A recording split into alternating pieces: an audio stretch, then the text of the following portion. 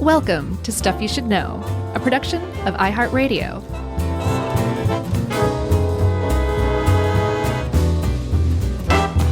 Hey, and welcome to the podcast. I'm Josh, and there's Chuck, and Jerry's here too. And this is Stuff You Should Know. And that's it. It's the edition. Yeah, this is about editorial cartoons, aka political cartoons. They are one and the same. They're, usually appear in the traditionally in the editorial section or the opinion section of newspapers. So that's why you can call them either. And this is a profession that appears to be dying out if you look at the number of editorial cartoonists that are like full-time staff at major newspapers. Right. Because there used to be more than 2,000 about 100 years ago. Now there's less than 20. And Dave, helped us with this and found that stat. And I think we were both initially like, oh, my God, they're all going away. Right. Not necessarily true. Those are full-time staffers on newspapers. Newspapers are in trouble, so that's a big reason why. Right. We'll get to that. But there are still plenty of editorial cartoonists and political cartoonists mainly working online. Right. Yeah, and for syndication companies, like you can work for a syndicate and they'll distribute it to newspapers that want to run your political cartoon, just like with comics. Yeah, so it's I won't say like we're at peak the golden age of it, but it's still alive and well in just sort of a different form. Yeah, I've seen the golden age referred to as in the 19th century, and I'm like, these people didn't live through the 80s. That was the golden age, baby. Oh man, I saw. If I had a dime for every cartoonish drawing of Tip O'Neill or Ronald Reagan I saw growing up as a kid, right. I didn't even who are these people? Yeah, no, that's a really great point. That they editorial cartoons are like of the moment, sometimes of the day, where they they'll still make sense later that week, but they're not hitting because something already changed or moved on, and they don't as such. So it's very rare that an editorial cartoon can still land the way it originally did. That means that whatever it was talking about was so historic that it's people decades on know what the ins and outs of it that the political cartoon is referring to. But for the most part, it's like daily minutia of ongoing politics and government. And if you just go back 10 or 15 years, it's like, I forgot John Boehner even existed until I went back and looked at some of the old political cartoons. And it's so important at the time. But, all these years on, it does not matter what that political cartoon was saying. At the time it was, and that's a huge point about those things. That's why Michael Dukakis drove a tank? I remember that. Who's Michael Dukakis? Yeah, I remember. And Kitty. That's funny stuff. His wife Kitty. That's right. And Dan Quayle spells potato wrong. Yeah. It's so funny to kind of think about the greatest political hits of our childhood. Yep. Yeah, it's really far away, Chuck. Yeah, but like you said, it's sort of like greatest hits. You can look back at some Nixon Watergate political cartoons and totally get it, and they land. But they're not always funny. And that's the whole point of this, or not the whole point, but it's satire. It's satire can be super, super funny, like if you read The Onion or something like that, or a well-made satirical film or television show. But it's a different kind of humor. A lot of times satire isn't necessarily laugh out loud stuff, because the point of satire usually is to influence what somebody thinks about something through, in this case, an image. Right. One of the explanations I saw for satire is that it uses a surface level presentation of a point to point out that the counterpoint is actually the more sensible thing. I can, if I thought about that and saw it written down, I could probably figure out exactly. Okay, I've got one for you. Alexander Pope said, "Praise undeserved is satire in disguise." No, nope. Still nothing? Okay, go watch the movie Soul Plane or Brian's Song, and you will know what I'm talking about with satire. Brian's Song. They used to use that in crying studies. That's the one thing I remember about Brian's Song was when I was a kid, I saw a news report where they're like, this new movie is so sad. And it showed people in a room watching Brian's Song with these little tear gutters strapped to their face. Yeah. and just like bawling at that movie. And I'm sure the political cartoon of the day about that had people crying, and somebody said, "Are they watching Brian's song?" And the guy says, "No, they just found out Ronald Reagan was reelected governor." Well, we also, you and I are, as we said on record many times before, grew up as adherents to Mad Magazine. And they did political cartoons, essentially. It just wasn't for a newspaper, but there was plenty of that stuff in there. Nice point. One of the other things about political cartoons is they present an opinion. They do it in a way that's humorous, that's recognizable. You don't have to know how to read, which was for a long time the point of political cartoons. And it's presented in a way so that it takes everything you know. It makes assumptions about what you know, but usually they're pretty good at that. And it takes everything you know and can turn it on its head, can point out the folly, the ridiculousness of usually governments, politicians, policies, that kind of stuff. But sometimes it's aimed unfairly at groups of people. The other point about it is that the actual types of art it uses have been shown to neurologically hit us different than, say, a photograph. Yeah. Like when you draw a caricature of someone or exaggerate. That was beautiful. The 3-year-old, if you exaggerate something. Wait, hold on. Right. I can't do it as well as you. That's right. That's pretty good. It's has more of a, neurologically more of an impact than an actual photograph of somebody doing something even ridiculous. Yeah, it's called a supernormal stimulus or a super stimuli, which is it just hits your brain that much harder. And so the caricature, it's just something people just figured out over time, building little by little to create the optimal political cartoon, which apparently popped up around the 1950s. Well, or if you go to a theme park or the streets of Paris or something, and you see a caricature artist parked next to the realistic, I'll do a realistic pencil sketch of you. Yeah, you got one person over there. You got 10 people in line trying to get a big old fathead version of themselves. Yeah, because they want to be super stimulated. Can I amend one thing that you said? You said that they use humor. Almost always that's the case, but some of my favorite political cartoons over the years, sometimes they'll have just the really brutally gut-punchy sad ones. Yes. That are very, very effective, Hilarious. No. Yeah, no, they definitely, it doesn't always have to be humor. You're right, for sure. But what it always has to do is prove some kind of a point. There's never a political cartoon that's oh, this is just funny or something. Right. Because that's a comic strip or that's Family Circus. Exactly. So I say we go way back to potentially the origin of political cartoons, which were religious in nature, because back in the 16th century, when Martin Luther was trying to reform the Catholic Church, and ended up just kind of spinning off his own jam. The religion was politics. They were interchangeable. It was one and the same. So when he started printing woodcut cartoons that were really unflattering depictions of the Pope and the bishops and the cardinals who aided the Pope, he was making a political statement. And so some people say that some of these prints from way back in 1545, there's one called The Birth and Origin of the Pope, that this was essentially the first political cartoon ever printed. Because that's another thing, too. You have to have a mass medium to spread this idea. And so this was shortly after the printing press was invented, and almost off the bat, Martin Luther was among the people who were using it to make political statements using cartoons.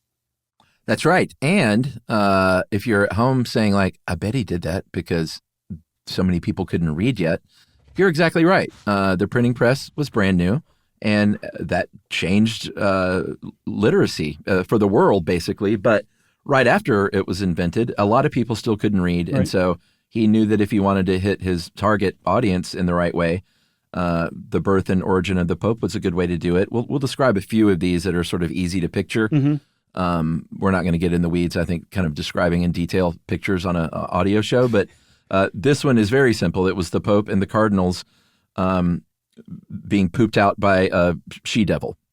and then nursed by other she-devils. Medusa's breastfeeding, it looks like a bishop in one part of this. It's really something. And that was, I think I said 1545. And then nothing happened for 200 years. Right. And then a guy came along named William Hogarth. And those of you who really, really, really pay attention to the stuff we say might find that name rings a bell. And that would be because we talked about William Hogarth in our gin episode. That's right. There was a political cartoon he drew about, drunks basically living at the corner of Beer Street and Gin Lane. And that was Hogarth, who's considered the grandfather of political cartoons. He was a serious painter, but then he got into making fun of rich folks in London. Yes, for sure. And it was a social commentary. So it was satire. It was exaggerated. That's another kind of key part of political cartoons. And it made a point about, in this case, society rather than politics. And so as a result, William Hogarth is considered the grandfather of political cartoons. He was not making political cartoons, but he definitely set out some of the points on the table that would later be picked up actually fairly quickly by printers, publishers, and cartoonists, among whom was Benjamin Franklin, who he ran what's considered the first American political cartoon back in 1754. Yeah, so that was only, a couple of decades after Hogarth. Man, Hogarth? Hogarth? His earliest work. So it was sort of in the same era. And as we all know, or maybe some people don't know this, Benjamin Franklin ran a newspaper, the Philadelphia Gazette. And it was a cartoon. It was a cut-up rattlesnake with each section of the snake being a colony. Like, New York, it had the abbreviation of the colony, and it said "Join or Die." Right. And it was, to try and rally people to unify against France in the lead up to the French and Indian War. And he is credited as, even though he probably didn't draw this thing, he ran it. He is credited for making the rattlesnake a popular symbol for the colonies of not United States yet, the colonies. Yeah. That's all I need to say. And that's a pretty famous image, that cut-up snake, as far as the U.S. is concerned. But that was almost like a little sidestep for political cartoons because, again, nothing happened for a good 50 years. And then along came James Gilray. He is considered the father of political cartoons. He was drawing satirical images to lampoon and point out the folly of people in charge. In this case, the King George III was his favorite target because he was British. He was also anti-colonial too, and so there was one very famous one that he did that depicts the Prime Minister at the time, William Pitt, with Napoleon carving up the world to eat. Yeah, it's in the form of a plum pudding, also known as plum poutine. And Pitt and Napoleon are sitting at a table carving it up, just greedily eating the rest of the world. And apparently Napoleon was well aware of James Gilray because he had a pretty great quote, didn't he? I used to do a good Napoleon. I'm not going to try, though. Really? He said that Gilray did more than all the armies of Europe to bring me down. And if you look at this cartoon, it's it really sort of looks like what we know as a modern political editorial cartoon. It's really, really cool looking. It looks great. The art is great, but it sort of has that look. It seems like probably the first person who was making these cartoons that look like what we have today. Right. That's why Gilray is considered the father of the whole thing. That's right. And he came around, I think that the Plum Pudding in Danger was the name of the one we were just talking about. That was in 1805. And at the same time, magazines started being established and founded around this time that were dedicated to satire. So the art form of political cartoons and political satirical magazines came together at the very beginning of the 19th century, not just in Britain, but France. Turns out France is basically the spear's point of satire. Yeah. I did not know that, but it's the truth, everybody. I remember when the Charlie Hebdo stuff came out, and we're going to talk about that in the Act 3 here, but that's when I sort of learned like how, astute and on point their satire had been for a long, long time. I didn't know that previously. Right. Yeah. Doesn't seem like a very French thing, but I don't know. Maybe it is.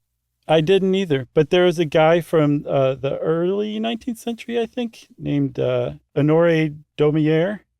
And Daumier actually got in trouble. I think he actually went to prison for his political cartoons, right?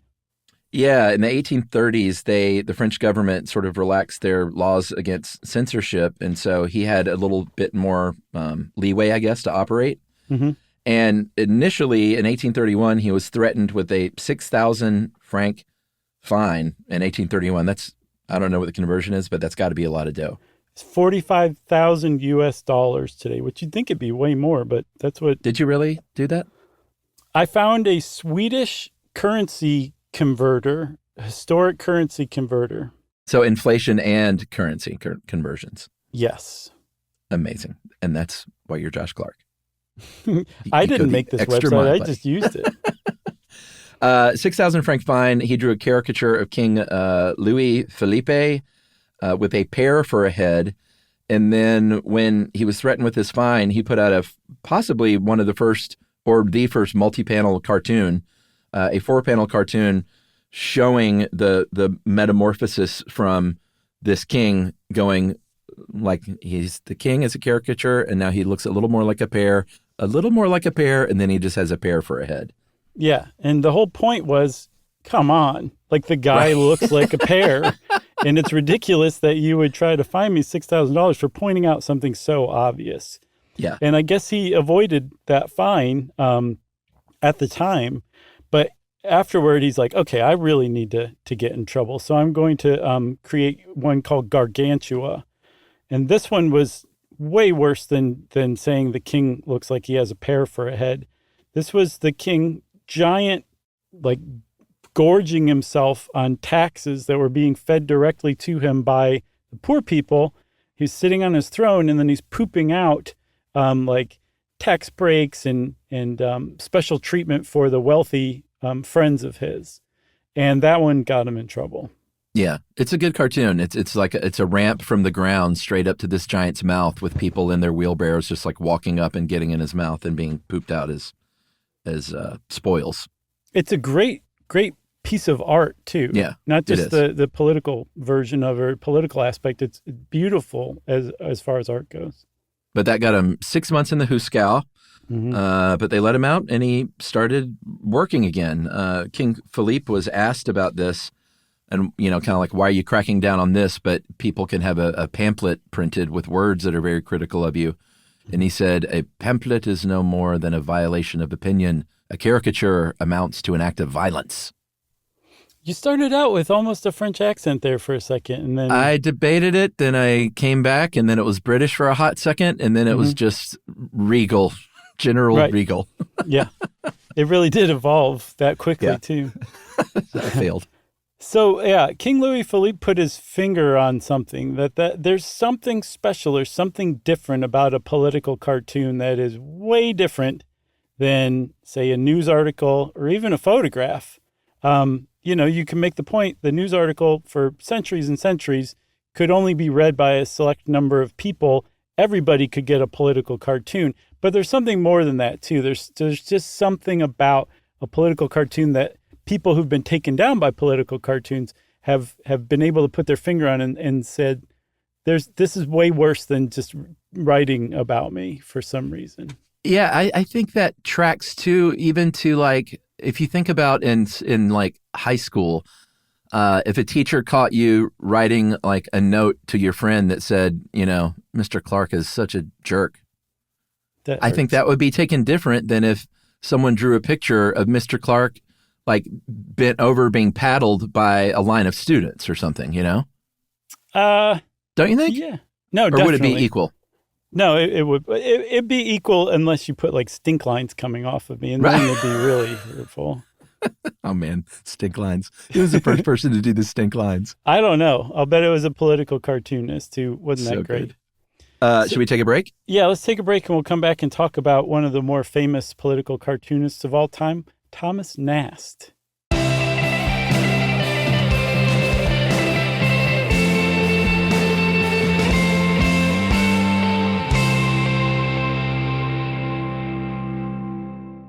Lately I've been learning some stuff about insomnia or alumnia. How about the one on borderline disorder? Better yet, birth order. Heard that one before, but it was so nice I learned it twice. Everybody listen up. Oh, it's Charles and Joshua. It's stuff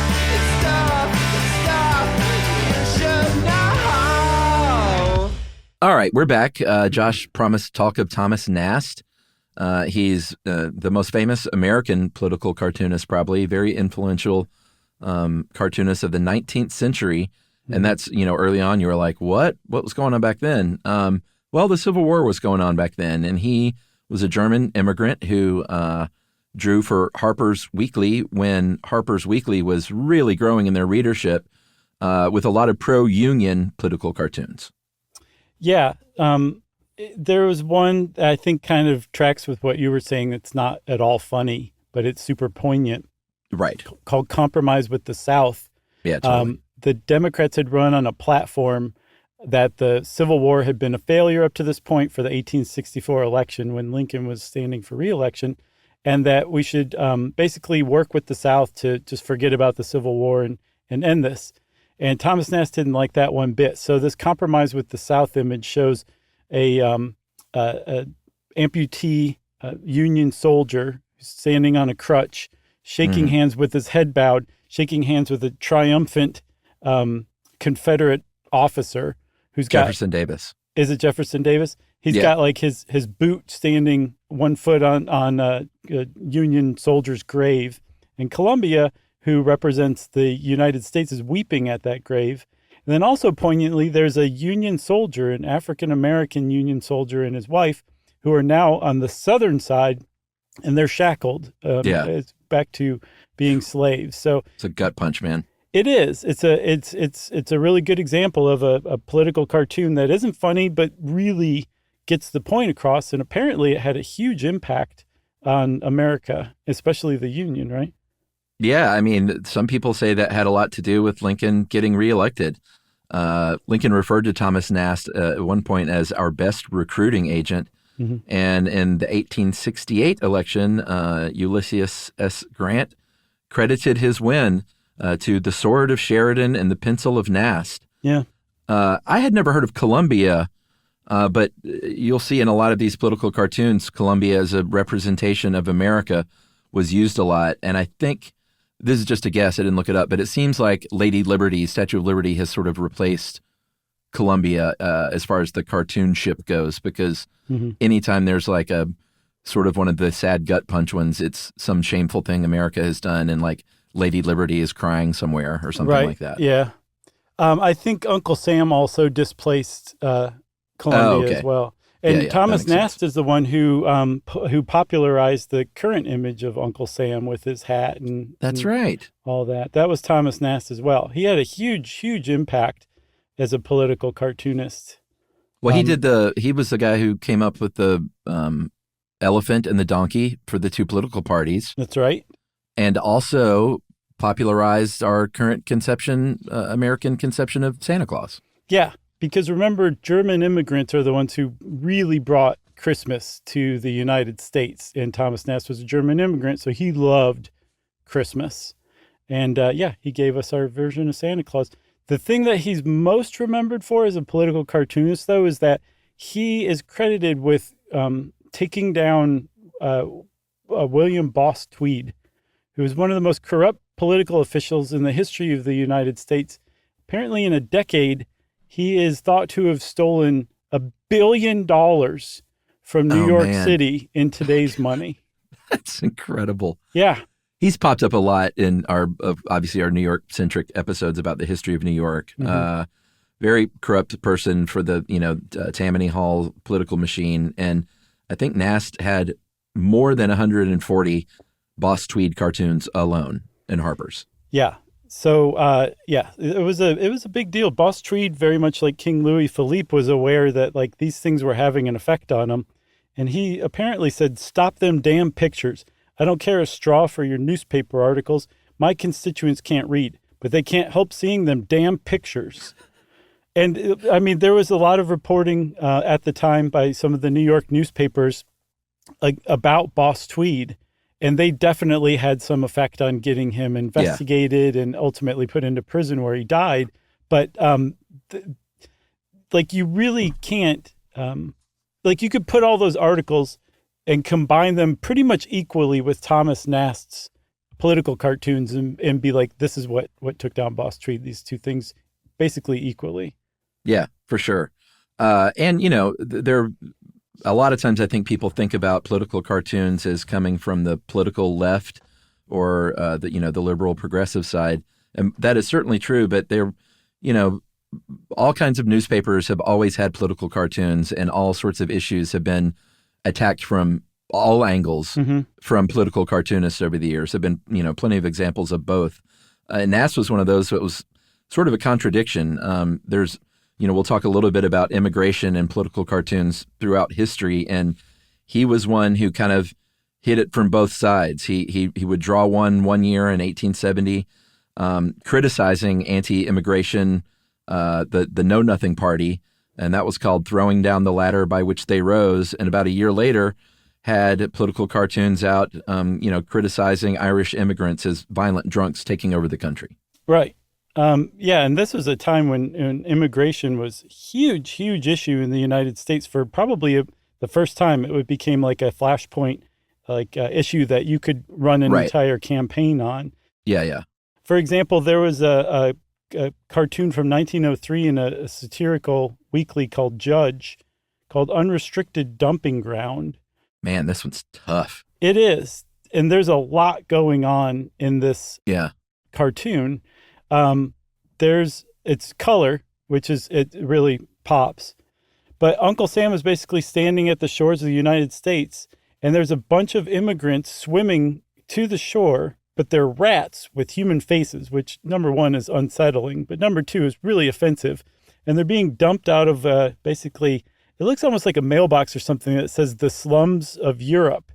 And they're being dumped into New York Harbor. And Uncle Sam's just standing there watching, wondering if he can do anything about it. And then William McKinley is floating in like a cloud.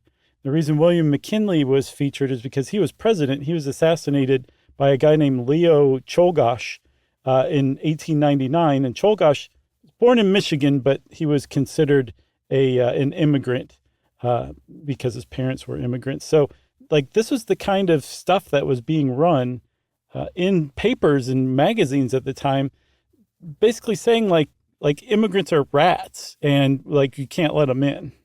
Yeah. Well, and those rats also, just to further drive the point home, they had labels on these individual human rats that said mafia, anarchist, socialist. Mm-hmm. So it was, pretty on the nose, I guess you could say. Right. There was another ad as far as the immigration front goes. Teddy Roosevelt at one point talked about hyphenated Americans being able to vote. That shouldn't happen. Irish American, German American. Mm-hmm. And this one was from Puck magazine, which was that American or was that British? Yeah. I thought that was British. I think Punch was British and Puck was American. Oh, okay. Yeah. Punch was British. Mm-hmm. But it had a caption, again, Uncle Sam saying, "Why should I let these freaks vote when they're only half American?" Right. Yeah. It's a really bizarre cartoon. It's tough to describe, but go look that one up. So one of the other things we said is that political cartoons sometimes also target policies, social issues. And there was a really good one that Dave turned up called From the Cradle to the Mill that really got across child labor or the need for child labor laws. It's this innocent looking little, probably 5-year-old kid. I think he's holding a teddy bear still. And this dark, ghoulish spirit named Necessity. It's like a Grim Reaper, basically. Yeah, essentially, has come into the child's house and is taking him by the hand to lead him off to the mill for work. And it gets the point across. This was from 1912, And if child labor was still an issue today, you could run it today. It just really just captured what the problem was. Yeah, and this was a time, we talked about the in France, when the one political cartoonist was put in jail for 6 months. Mm-hmm. In America, at this point, there were limits on freedom of speech. So in 1917, that artist who drew that was targeted by the freshly passed Espionage Act, which was part of which was an attempt to silence critics of us going into World War I. And they almost did put him in prison for a cartoon called Having Their Fling. Mm-hmm. And this is a pretty brutal one too. And it showed the like editors, capitalist politicians, and preachers like cheering entry into, an orgy of death, basically. Yeah, that one hits as well, for sure. Speaking of world wars, World War II was a big kind of accelerator of political cartoons. Because by this time, newspapers have really hit in the United States and around the world. But there were a lot of newspapers in the middle of the century, the 20th century. And so World War II produced a lot of fodder for political cartoons, one of the I don't know if he was one of the most famous at the time, but today one of the most noteworthy was Dr. Seuss, who I think we mentioned in our Dr. Seuss episode was a political cartoonist for a little while during World War I or II. Yeah, of course. Theodor Geisel. Yeah, we did talk about this because some of the stuff, he worked for a New York newspaper called PM for, I think, 2 or 3 years in the early 40s. Right. And it's, it looks like Dr. Seuss stuff in his total signature style. But he would some of them would be against racist and discriminatory hiring practices and policies that are hampering the war effort. But he also, and we talked about this in the Seuss episode, many years later was kind of called out for having a lot of racist caricatures drawn in his work. Yeah, especially there's one of Tojo, who ran Japan at the time during World War II, and in just the most racist Japanese stereotype you can possibly imagine, but Dr. Seuss style. Yeah, exactly.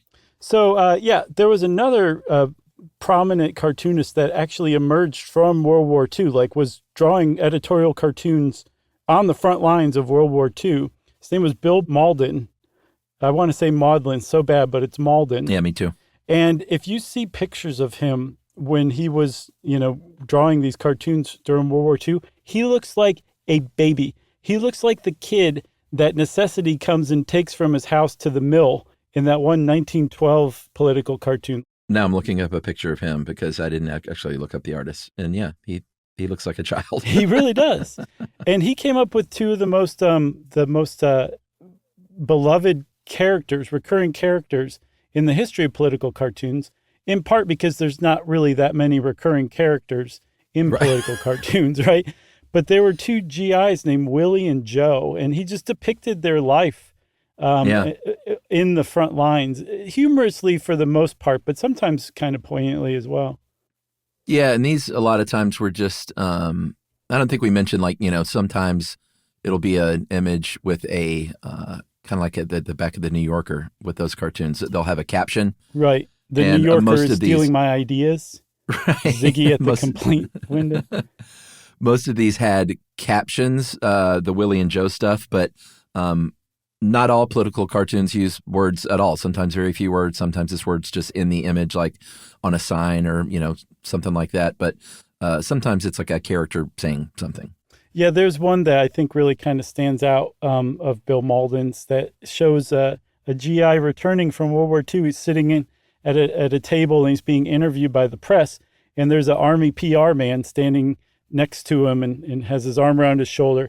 And he's speaking on behalf of this GI. And he says, he thinks the food over there was swell. He's glad to be home, but he misses the excitement of battle. You may quote him. And it just kind of, well, I don't know. I'll leave it to you to decide what it means. Right. Yeah, there's another one here that I'm looking at that's Willie and Joe reading the papers of their new, a new soldier brought to the battalion. And the new soldier is clearly 13 years old or something. Mm-hmm. And Willie and Joe, he says, oh, that's okay. The replacement center says he comes from a long line of infantrymen. Yeah, his uniform is hanging off of him. Yeah, so clearly making a point about sending children to war. There was another thing, too, that was a recurring theme in these, in Malden's World War II cartoons, and that is how important hearing from people back home was to GIs. Like getting mail was a recurring theme throughout that. And there was one that I saw that it was like you were saying, there's no dialogue, there's no caption or anything like that, but it's a soldier and he's sitting there with like, he's sitting down with his back against a tree. He's holding his rifle up, but at his feet is a bunch of packages that say, do not open until December 25th. So like he's in battle carrying around this package that he can't wait to open until Christmas. It's like, it's got a touch of humor to it, but more than anything, it really struck me as quite touching, you know? Yeah. Yeah, for sure. The one that artistically is like, I think one of the coolest ones was actually from a German. I mean, I really hate saying this out loud. It was from a Nazi. Mm-hmm. And what was his name? His name was Harald. He was a Norwegian Nazi named Harald Damsleth. Mm-hmm. And in 1944, he drew a political cartoon. The caption reads, "The USA shall save European culture from destruction. With what right?" And it's a picture, sort of pointing out all the hypocrisies of America, like, this big winged sort of multi-armed, multi-legged beast made out of a drum and has a Klansman head and holding a money bag and there's a noose hanging off. It's just crazy looking. It looks like something like Pink Floyd would have used on an album cover. Yeah, it is nuts. It's called Culture Terror, but spelled with a K, and I think terror is spelled differently too. I guess in the Norwegian. Well, there's your band then. Just call your band that and use that as the album cover. Culture Terror. Yeah, that's a great idea. You're halfway there. But go check it out because it's striking. As just the art alone is striking. But the Nazis calling out America for our own misdeeds. Great. Thank you. That was also carried on by some Americans too. There was a black cartoonist named Jay Jackson who drew for the Chicago Defender, which is a black newspaper. And during World War II, did you see the one of the blind leading the blind? Yeah. I mean, talk about striking. So it's America. It's a figure representing America, and he's leading a figure with a swastika, so he's representing Germany. I think it even says Germany on the guy. And they're both blind, and they're both wearing dark glasses, and on the lenses it says race hate. So what he's saying is that, both of these countries that are fighting this war for moral superiority are both blinded by their hatred of different races, and it's one of the better political cartoons I've ever seen. Again, not funny, like you were saying, but still just an amazing point. Yeah, for sure. We should probably take our last break. Right before the break, I want to mention that they've been giving out a Pulitzer Prize for editorial cartooning. They started that in 1922, and Bill Malden won that Pulitzer for his World War II work, and we'll talk about someone else who won several of those awards right after this.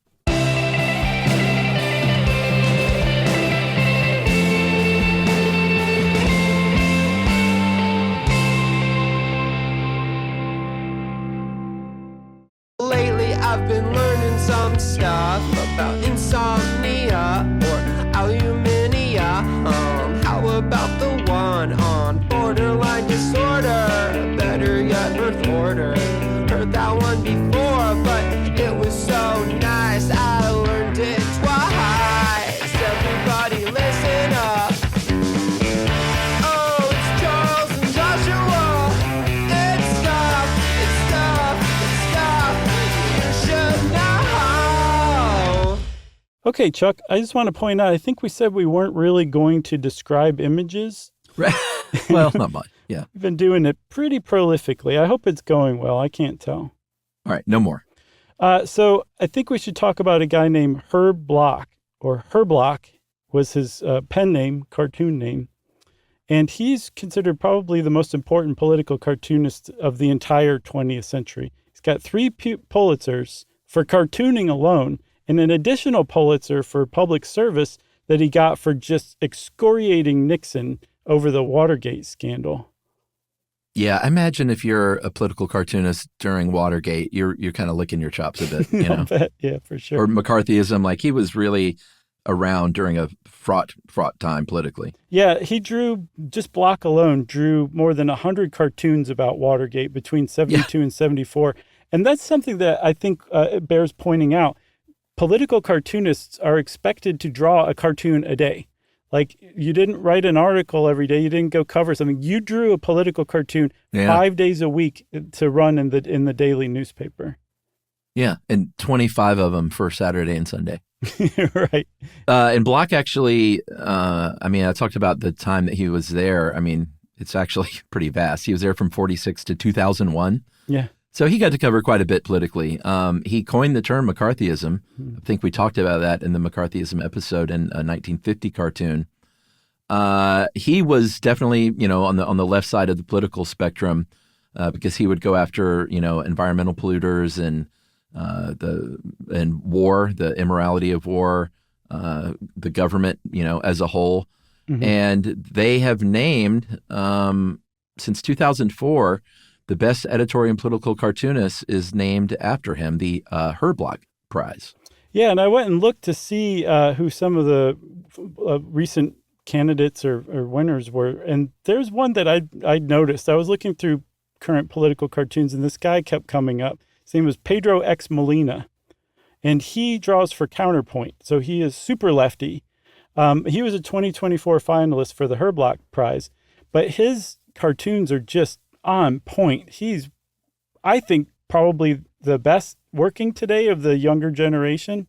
Oh, cool. One of the ones that I saw was there's an old, like an extension cord outlet, it'll have like the two outlets that you can plug into. Oh, you sent me this one, right? Yeah. And it just looks old and worn and everything. And one of the outlets says Biden and the other one says Trump. And then also in the picture is an Apple charger, and that says Gen Z. Like they have nowhere no one to plug into. Yeah. And it's just, there's no words aside from the names and Gen Z. And like, it just, again, really gets the point across. But I like that guy's work. Yeah. It also, instead of saying Gen Z, could have said a lot of America. Right, for sure.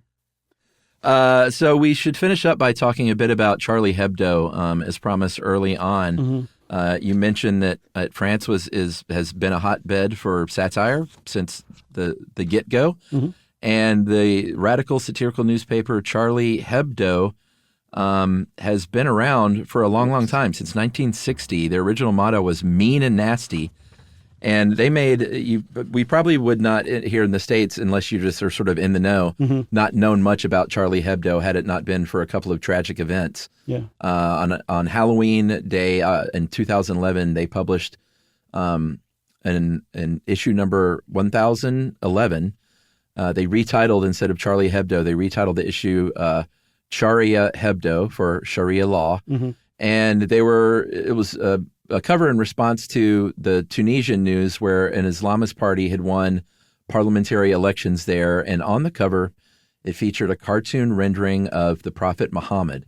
And the caption read, 100 lashes if you do not die laughing. Mm-hmm. And in Islam, any image of Muhammad is very much forbidden, much less, a cartoon making fun of something. Right. And violence ensued because of this. Yeah, I think in 2012, that same year, 2011. So within a couple months, the offices were firebombed. No one was hurt.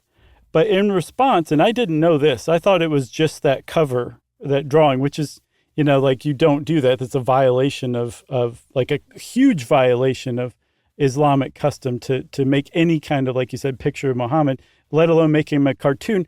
But they went even further after the firebombing, and in 2012 they published more cartoons. One of which was Muhammad naked on all fours, and that actually, from what I can tell, is what triggered the murders of a bunch of the people who worked at the offices in 2015. Yeah, it was 2 men stormed into the offices, murdered 12 people. This was, the biggest news There's a cat walking around outside my house right now that I do not recognize. Very interesting.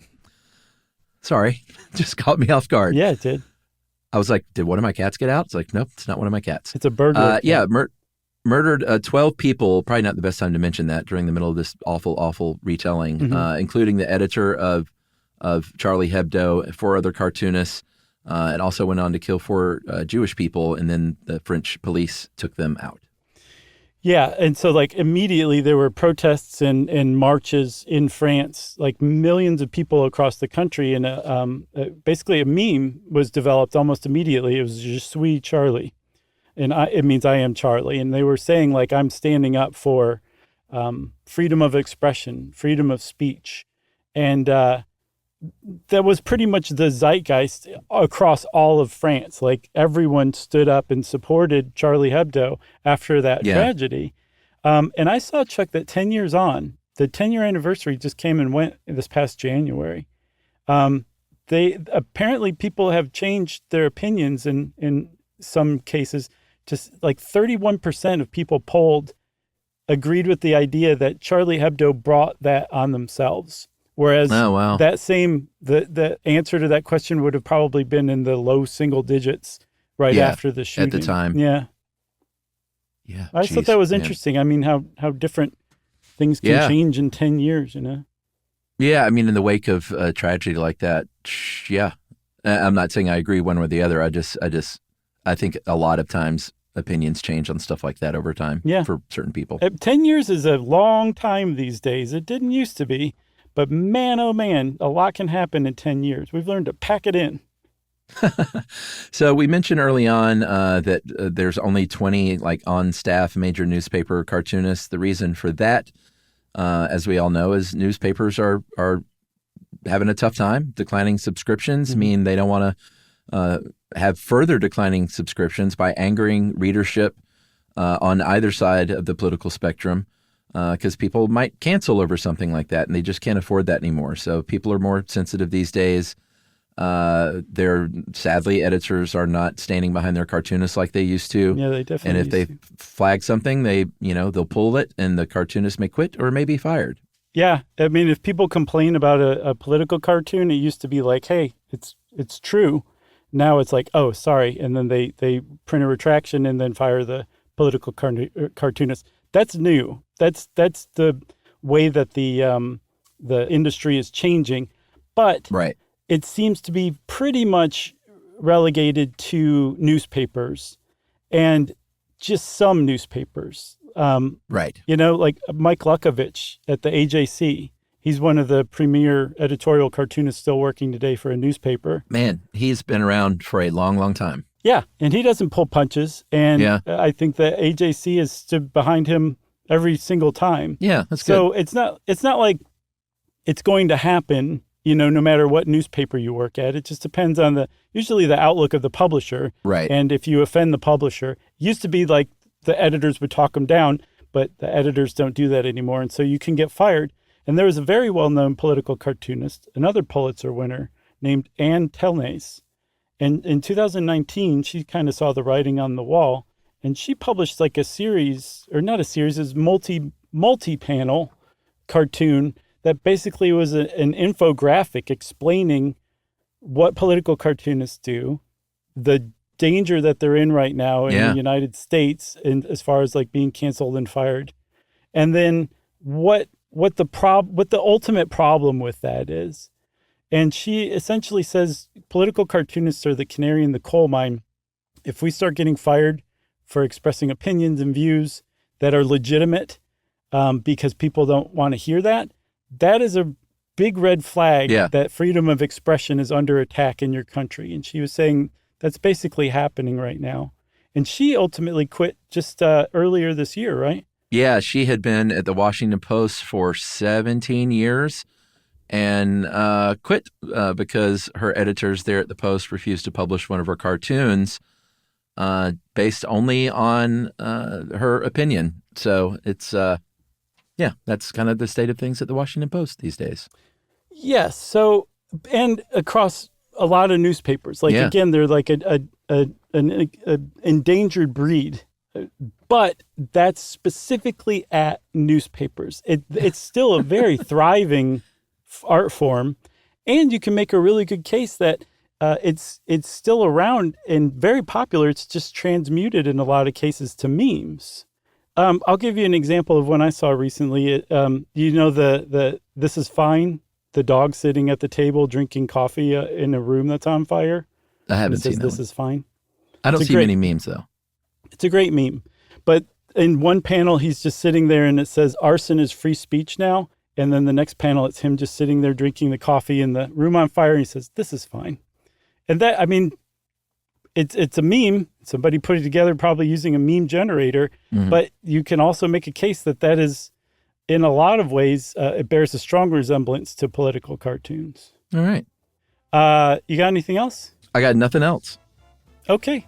Well, since we got nothing else, that means this episode is done and it's time for listener mail. This one's Scrabble-centric. Before I read this email, we do have to acknowledge that we failed to mention the ultimate Simpsons reference, of course, of Quidgibo. Mm-hmm. Very, very old Simpsons reference from an early episode where Bart Simpson, I think it was Bart, argued for Quidgibo, which was just the letters as they appeared on his rack, was a word, right? Right. Okay. So sorry about the Quidgibo. We heard from a lot of people. But this is a different email. Hey guys, the real reason I'm writing is to tell you about the role of Scrabble in my family's history. My parents loved to play Scrabble, and my dad, being the kind of guy he was, made up a table to record their stats by hand using a ruler, both to make sure the lines were straight and the columns are each the same width from page to page. Ended up using 5 pages or so of very thin lines. He would record the date in the game that was played and the final score, and my mom's final score. 2 more columns in which he would track a running total of many games, of how many games each of them had won. Besides being a perfect example of my dad, there's also an interesting thing about the dates. There are 3 periods when they begin to play all the time, following periods for which they hardly played at all. In between each, my 2 siblings and I were born.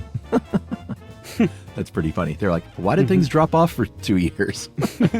We had other things to do. Exactly. When my dad died, I inherited their Scrabble board and their record was in it. And this is one of my most precious possessions. That is from Reverend Eric. That's a sweet email. Thanks a lot, Reverend Eric. That was great. I can just imagine, man, making your own columns and rows with a ruler. That's dedication right there. I know those dads. I'm not that dad, and my dad wasn't that dad, but I've known those dads. Yep. If you want to be like Reverend Eric and send us an email that tells us how sweet your parents were, we love those kinds of things. You can send it off to stuffpodcast@iheartradio.com. Stuff You Should Know is a production of iHeartRadio. For more podcasts from iHeartRadio, visit the iHeartRadio app, Apple Podcasts, or wherever you listen to your favorite shows.